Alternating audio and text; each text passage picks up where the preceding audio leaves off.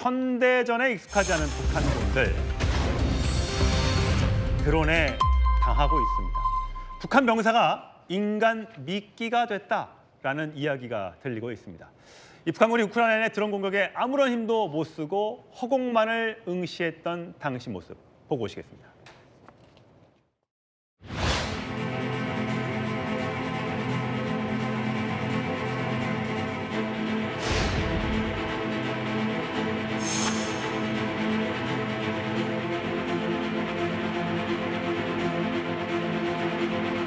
들어 계속 가라 계속 아니야 시다 땅땅땅땅땅땅땅해 땅땅땅땅 해가지고 예, 저희 북한 전문가 모셨습니다. 어서 오세요. 네. 예. 자, 이렇게 화면에서 보셨지만 북한군이 우크라이나의 드론 공격, 이게 허허 벌판에서 싸우고 있다 보니 공격에 쉽게 노출되는데 하늘에서 공격을 퍼붓다 보니까 이걸 피하지 못하고 있는데 네. 드론에 대처하는 방법이 공개가 됐는데 굉장히 이게 지금 논란이 되고 있습니다. 네. 네. 지금 아시다시피 우크라이나 지역이 허허 벌판이거든요. 예. 그래서 이제 은폐할 수 있는 장소가 마땅치 않습니다. 그래서 처음부터 예견했듯이 우크라이나가 드론을 대량으로 사용하게 되면은 대규모 인명 피해가 날 거라고 예상을 했고, 예. 지금 보도된 대로 지금 북한군이 한 11,000명에서 2,000명 가 있는데 3,000명 정도가 지금 사상자가 났다는 얘기거든요. 그거는 한 20%에서 25%의 전력 손실을 보게 됐다는 얘기죠. 그 대부분이 아마 이제 드론에 의해서 공격인데, 오늘 보도된 안고 보면은 드론 하나를 잡기 위해서 병사 한 사람을 미끼로 쓰고, 그러니까 저 화면에 예. 사진, 저 그림, 저걸 보면 두 사람이 양쪽에 드론에 있고 예. 가운데 한 사람이 뭔가 총알을 받고 있는 그런 모습이에요? 그러니까 한 사람이 뛰어나가면서 드론의 표적이 되는 거죠. 아. 그러면 이제 드론이 그 사람을 쫓아가면서 정지해서 공격을 할 그 찰나에 뒤에서 어떤 측면에서 두 사람이 드론을 공격해가지고 격추시킨다는 거거든요. 예. 근데 저게 이제 저는 사실 좀 섬뜩했는데, 드론 하나를 잡기 위해서 한 사람을 희생시킨다는 얘기거든요.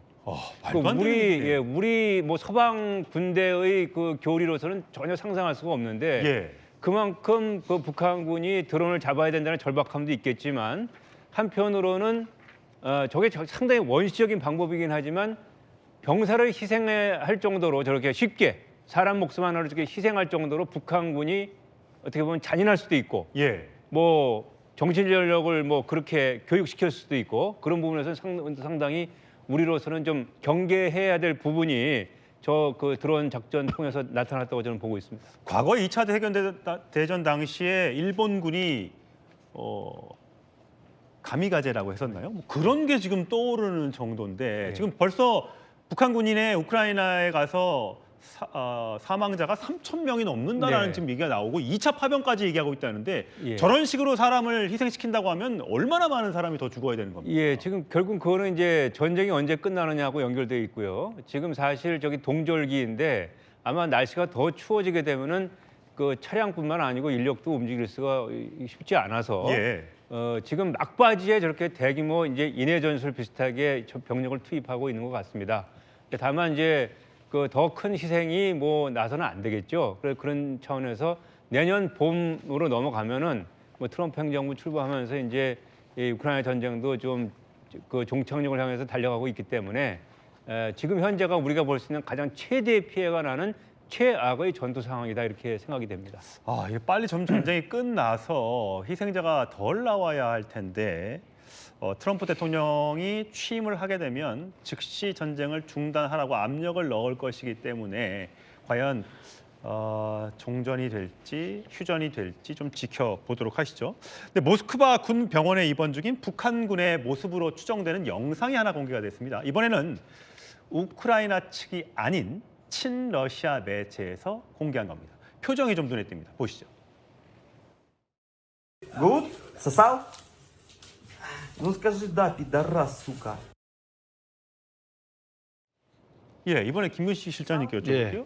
저 모습은 괜찮다, 문제 없다, 이런 걸 좀 보여주려는 건가요? 그렇죠. 지금 러시아 우크라이나 간에 이제 종전이 있을 것을 대비해서 마지막 지금 영토 확장에 대한 온 힘을 기울이고 있는 거 아니겠습니까? 그러다 보니까 인명살상까지 감수하면서 하고 있는데 심리전도 제가 볼 때 굉장히 중요합니다. 저런 전쟁의 막바지 상황에서는 병사들의 심리전 또 그걸 지켜보는 국민들의 심리전이 굉장히 중요하기 때문에 아까 나왔던 그 드론의 무차별 공격을 당하는 장면이라든지 예.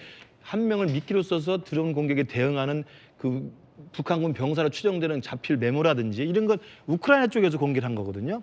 근데 지금은 또 이게 북한군으로 러시아군에 참전했던 북한 병사가 나름대로 밝은 표정으로 또 입원실에 병원에서 잘 지금 대우받고 있다. 이런 식의 영상은 또 친러시아 매체에서 보여지고 있기 때문에 예. 전혀 다른 주장들을 하고 있는 거죠. 저렇게 휴대폰도 사용하고요. 맞습니다. 그러니까 한쪽에서 문제 없이 잘 참전해서 인명살상 없이 잘 대응하고 있다. 또 한쪽에서는 정말 인간 방패가 돼가지고 무참히 살상 당하고 있다는 이야기를 하고 있어서 양측의 심리전이 양상이 갈수록 좀 격화되는 모양새인 것 같습니다. 예, 전비서관님 보시기에는 저 소식이 이제 네. 3천 명이나 죽었다는 저 소식. 저렇게 예. 저런 영상들이 뭐 미확인 영상들이지만 북한 주민들도 분명히 알고 있을 것 같거든요. 예. 그렇다면 김정은 정권에 저게 타격이 안 되겠습니까? 저 우크라이나 그 전쟁에 김정은이 군을 보낸 거는 북한 정권 80년 역사에서 가장 큰 패착 중의 하나라고 저는 보고 있습니다. 지금 저런 공개된 영상들이 당연히 북한으로 들어가고 예. 북한 당국은 통제하려고 하지만 세상에 우선 비밀이 어디 있습니까? 예. 여러 가지 방법을 통해서 다 들어가게 될 겁니다.